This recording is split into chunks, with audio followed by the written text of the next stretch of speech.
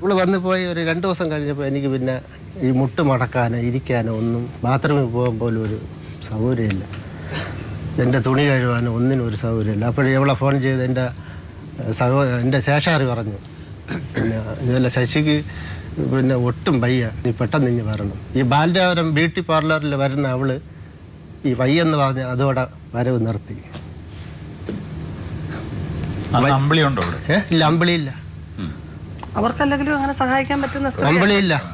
അപ്പം അപ്പോഴും ആ നാട്ടുകാർ തന്നെ അവിടെ ഉള്ളവർ തന്നെ പറഞ്ഞു, കൊള്ളാം, നല്ല ഭാര്യ. കഴിവേടാ എന്നവള് ഫോണിൽ കൂടെ തന്നെ പറഞ്ഞു. ഓ, നിന്റെ കഴിവേടാ, അതാണ് ഞാൻ പറഞ്ഞു, ഞാൻ ഇത് അങ്ങോട്ട് വരണമെന്ന് പറഞ്ഞു. ഞാൻ നേരെ എന്ന് അവിടെ ചെന്ന് പറഞ്ഞു, ഇവിടെ കൊണ്ട് ബഹളമൊന്നും ഉണ്ടാക്കല്ലേ, പയ്യന്മാരുണ്ട്, പയ്യന്മാരെ വിട്ട് അടുപ്പിക്കും. അപ്പോഴും ഞാൻ അവിടെ വെച്ച്, നീ ഒരു കാര്യം ചെയ്യും, ഞാൻ ഒരു 50 രൂപ പത്രം വാങ്ങിക്കാം, ഞാനും നീയായിട്ട് ഒരു ബന്ധവും ഇല്ല എന്നും പറഞ്ഞൊന്ന് എഴുതി തന്നാൽ മതി. ഞാൻ ബാലരാപുരം ജംഗ്ഷനിൽ വന്നപ്പോൾ അവൾ പൂട്ടി നേരെ ടക്കനെ അവളെ വീട്ടിൽ ചെന്നു. അവളെ അമ്മയോട് പറഞ്ഞ് ഞാൻ ഇങ്ങനെ പറഞ്ഞുണ്ടാക്കുകയാണ്. പക്ഷേ എൻ്റെ അടുത്ത് വേറെ ഒരുപാട് പേര് പറഞ്ഞതെന്ന് പറഞ്ഞാൽ അപ്പോഴും തന്നെ ബാലരാപുരം പോലീസ് സ്റ്റേഷനിൽ ചെന്ന് SI കാര്യം പറഞ്ഞു, ആ ഫോട്ടോ കൈക്കലാക്കേണ്ടതാണ് എന്നാണ് പറഞ്ഞത്. അന്ന് വൈകുന്നേരം ഒരു 7 മണിക്കകത്ത് വെച്ച് ഇവള് മറ്റവനെ വിളിച്ചു പറഞ്ഞ് അവിടെ വന്ന് സ്റ്റുഡിയോയിൽ വന്ന് ഡിലീറ്റ് ചെയ്ത് കളഞ്ഞു. അപ്പോൾ ഞങ്ങൾക്ക് താമസിക്കാൻ വേറെ ഒരു പ്രശ്നവും എന്നിങ്ങനെ പറഞ്ഞ് പിന്നെ അയാൾ വന്നിട്ടില്ല, വിളിച്ചിട്ടും കിട്ടുന്നൊന്നുമില്ല എന്ന് പറഞ്ഞു. എന്തായാലും രാധികയ്ക്ക് പറയാനുള്ളത് കുട്ടികളെ വിളിച്ച് കുട്ടികളുടെ അടുത്ത് ചോദിച്ചു. കാരണം പിന്നെ കുട്ടികളുടെ ഒരു കാര്യം മൂത്ത കുട്ടിയെ സ്കൂളിലാക്കാൻ സമയത്ത് ഇദ്ദേഹം അവിടെ ഇല്ല, നാട് വിട്ട് പൊക്കളഞ്ഞു. അതുപോലെ തന്നെ രണ്ടാമത്തെ കുട്ടിയെ സ്കൂളിലാക്കാൻ സമയത്തും അവിടെ ഇല്ല. ഞാനാണ് കൊണ്ടുപോയി കുട്ടിയെ സ്കൂളിൽ ചേർത്തത്. തിരിച്ച് കുട്ടികൾക്ക് സ്കൂളിൽ ഒരു ഫംഗ്ഷൻ, എന്തെങ്കിലും ഫംഗ്ഷന്, ഡാൻസിന്, ഇതിനോ നിൽക്കുകയാണെങ്കിൽ 1 രൂപ പോലും ആ കുട്ടികൾക്ക് ചിലവാക്കൂല. അവർക്ക് കുട്ടികളായതുകൊണ്ട് അവർക്ക് ഭയങ്കര ഇഷ്ടമാണ്. പിന്നെ എനിക്ക് തൊഴിൽ രഹിത വേതന അങ്ങനെയൊക്കെ കിട്ടും. അപ്പോൾ ആ പൈസയും പിന്നെ വേറൊരു എൻ്റെ മോളുടെ കൂടെ പഠിക്കുന്ന ഒരു ചേച്ചി, കുട്ടിയുടെ അമ്മയുണ്ട്. അപ്പോൾ അവരും എന്തെങ്കിലും തരും. എൻ്റെ വീട്ടിൽ നിന്ന് എൻ്റെ അമ്മയും എന്തെങ്കിലുമൊക്കെ ഈ ഡാൻസ് ഒക്കെ പഠിക്കുന്നതിന് അവിടെ ഫീസ് കൊടുക്കണം. അപ്പം അങ്ങനെ തരും. അമ്പിളിയുമായിട്ടുള്ള ബന്ധം അപ്പോഴാണ് ഞാൻ ഈ അമ്പിളി എൻ്റെ സഹോദരിയോട് പറഞ്ഞ് ഇതുപോലെ, അപ്പോഴമ്മ ജീവിച്ചിരിപ്പുണ്ട്. അമ്മയോടും പറഞ്ഞ് അവളെ എൻ്റെ കൂടെ അയക്കാൻ പറ്റുമോ ചോദിക്കുക, അവളെ ഡൈവേഴ്സ് ചെയ്തിട്ട് അവളെ വിവാഹം കഴിച്ചോളാന്ന് പറഞ്ഞു. അപ്പം ഞാൻ നോക്കിയപ്പോൾ അവളെ അറിയത്തക്ക ഒരു പെൺകുട്ടി.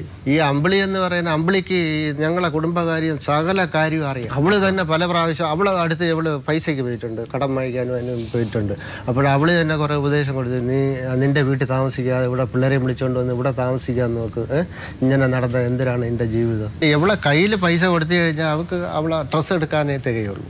ശശി ആ ഒരു നിലപാടിൽ ഇപ്പോഴും നിൽക്കുന്നുണ്ടോ? നമ്മളെ കുട്ടിയെ സംരക്ഷിക്കാനുള്ള? എനിക്ക് തയ്യാറാണ്. എൻ്റെ കുട്ടികൾ എനിക്ക് വേണം. ഇളയ കൊച്ചെന്ന് പറയുന്നത് പിന്നെ ജനിച്ച് കുറച്ച് ദിവസം കഴിഞ്ഞപ്പോഴേ പിന്നെ ശ്വാസക്കുഴലിന് കുഴപ്പമായിരുന്നു. അതിന് ഞാൻ ഇനി കൊണ്ടു നടക്കാൻ സ്ഥലമൊന്നുമില്ല. ഏത് രാത്രിയും ഞങ്ങളവിടെയുള്ള ഓട്ടോയും കാറും ഡ്രൈവർ ഞാൻ എപ്പോഴൊന്ന് വിളിച്ചാലും അവർ വണ്ടി എടുക്കും വരും. അങ്ങനെയാണ് ഈ കൊച്ചിനെ അവിടെ ലാസ്റ്റിൽ സാന്ത്വന ഹോസ്പിറ്റലിൽ പോയാണ് ഈ അസുഖം കണ്ടുപിടിച്ചത്, കൊച്ചിൻ്റെ അസുഖം.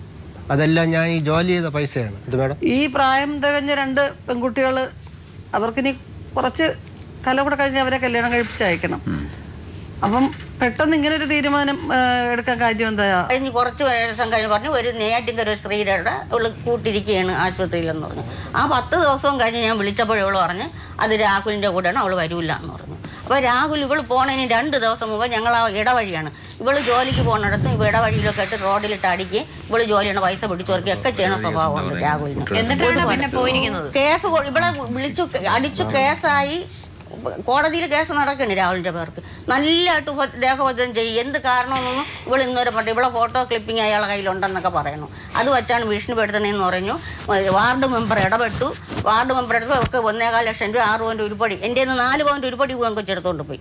അവളെ മക്കൾക്ക് ഞാൻ ഉണ്ടാക്കി വെച്ചത് തന്നെ 6 പവൻ്റെ ഉരുപ്പടിയും ഒക്കെ കൊടുക്കാനുണ്ടെന്ന് പറഞ്ഞാൽ അത് അവൻ്റെ അമ്മ വസ്തു വിറ്റെങ്കിലും കൊടുക്കാൻ നേറ്റു. പക്ഷേ ഇവളെ കടക്കാർ വന്നിരിക്കുമ്പോൾ ആ വീട്ടിൽ ഇവള് ചെല്ലുമ്പോൾ രാഹുലിൻ്റെ അമ്മ എന്നെ വിളിച്ചു പറയും, നിങ്ങളെ മോളിതാ ഇവിടെ വന്ന് ബഹളം ഉണ്ടാക്കണം. ഞാൻ വിചാരിക്കും രാഹുലായിട്ടുള്ള കമ്പനി ആയതുകൊണ്ട് അവിടെ ചെന്നിരിക്കണം പറഞ്ഞു. ഇവള് തിരിച്ച് വീട്ടിൽ വരുമ്പോൾ ഇവളെ വഴക്ക് പറയും, ഉദാഹോദനം ചെയ്യുകയൊക്കെ ഞാൻ നന്നായിട്ട് ഉദാഹോദനമൊക്കെ ചെയ്തിട്ടുണ്ട്.